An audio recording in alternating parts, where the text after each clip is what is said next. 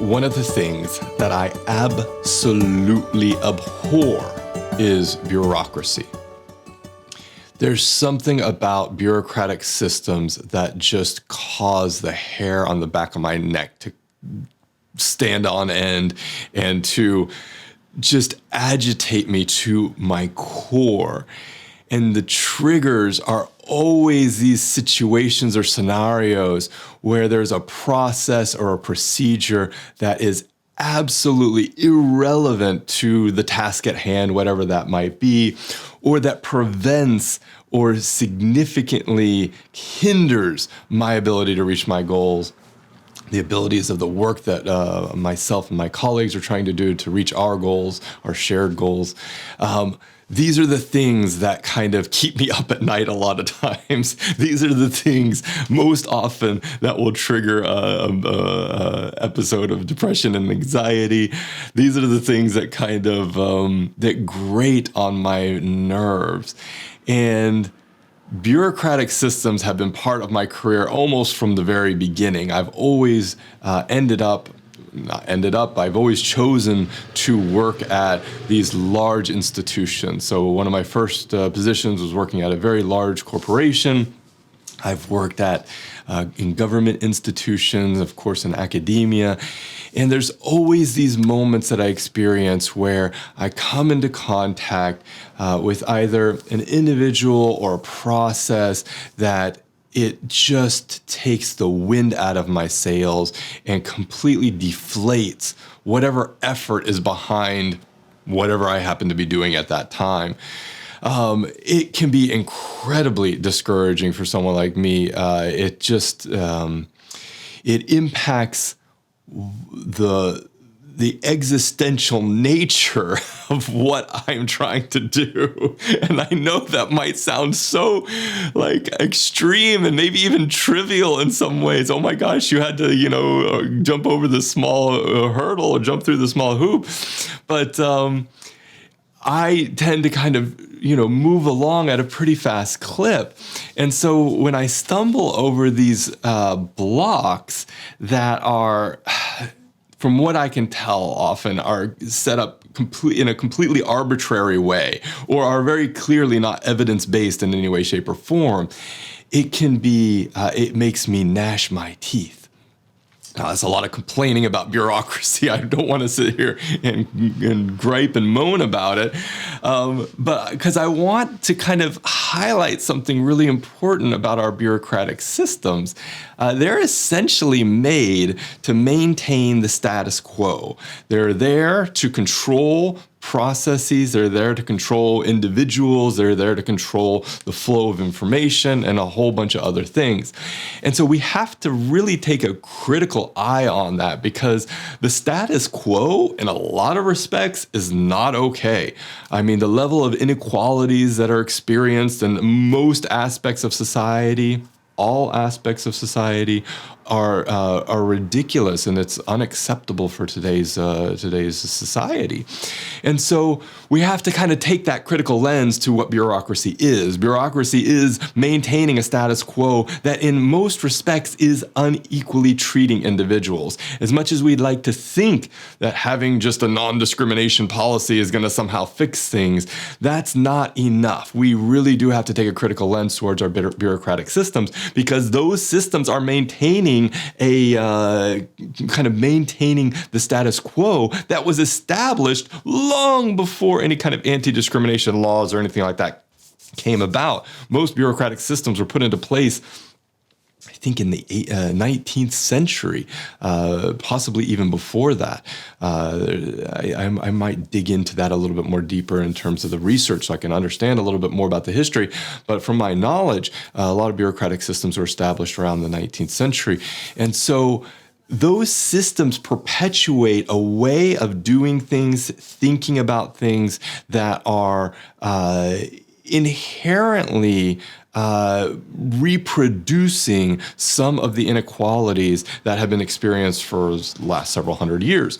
And so we really do have to take a critical lens to these systems and try to understand how we can reform those systems. Now, there has been institutional reform. I don't want to kind of deny the fact that a lot of bureaucratic systems have gone through a series of reforms years and years and years and years. But the reality is that historical traditions that are kind of wrapped up into a lot of the bureaucratic systems have enabled a lot of inequalities to persist.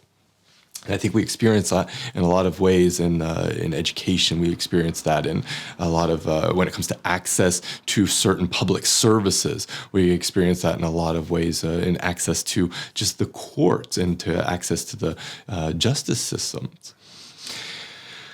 I've taken kind of a very subversive approach to dealing with bureaucracy. The minute I hit that kind of wall, rather than doing what would probably be a more effective, efficient, or constructive way of approaching it, which would be to kind of work with bureaucratic systems to try to find ways of navigating them a little bit better, I kind of go to subversion mode and try to find ways of overcoming it like that, working around those bureaucratic systems, trying to change little things about those bureaucratic systems, or just completely, again, subverting them. I can't think of a better word than subverting. I think that's the best way of approaching it, or at least that's the best way I've found of approaching it. That has not come without a lot of conflict. I've been in conflict with bureaucratic systems pretty well through my entire career. It can be incredibly stressful, but I've never found a really effective way of changing those bureaucratic systems without kind of wiping the slate clean and starting to build the whole system over again. So recently I've been reflecting on this issue about power and control and bureaucracies and how those kind of, in effect, perpetuate a lot of the inequalities that people experience. And so I think navigating bureaucratic systems can be oppressive in a lot of respects. And I'm not saying that I personally have been oppressed by bureaucratic systems. I think in most cases I have been able to navigate bureaucratic systems rather successfully. But I know that people who may not have the same privileges that I have can be oppressed by these systems. And this can come in a lot of different forms. There is like literal kind of active, very kind of visible systems of oppression, but there are also a ton of invisible systems of oppression that occur that are connected to issues like implicit bias and things like that. And I think this is why I think we need bureaucratic systems reform, not because they personally affect me or because I get angry and upset when I encounter them, but because of the oppressive nature that they can have on marginalized, underrepresented, and underserved communities. So I guess the takeaway here is this. Bureaucratic systems are something that's just a fact of life that we have to face at some point or another. I've tried to choose my battles, not always very successfully. I will be the first one to admit that I've thrown myself up against many a wall and a vain effort to change things. But if I were to advise my younger self, I would say choose your battles. Very often, there are frustrations that you will experience. You will expend a ton of mental, emotional energy on trying to combat these bureaucratic systems, and that energy can be better placed in other areas of your life. And that may mean finding ways of going under, around, over these systems and procedures that are somehow holding you back. And it may be, in some cases, actually fighting to reform those systems and reform those ways of thinking and doing. But at all times, I hope that you keep in mind not only yourself, but the people who are more marginalized than you are, who are less privileged than you are, because if a bureaucratic system is impacting your life, chances are for someone who has less privilege than you do, those systems are impacting them even more. So my call to action is to just reflect. What's your default reaction to bureaucracy? Are you like me and you kind of come up against it headstrong and trying to kind of fix the whole thing? Fix being a kind word. Or are you more the kind of person who tries to work collaboratively and work with those bureaucratic systems to find ways of navigating it? Are you someone who just avoids those bureaucratic systems entirely? Think about that and think about, just reflect on that. Just kind of reflect on how you've approached this in the past.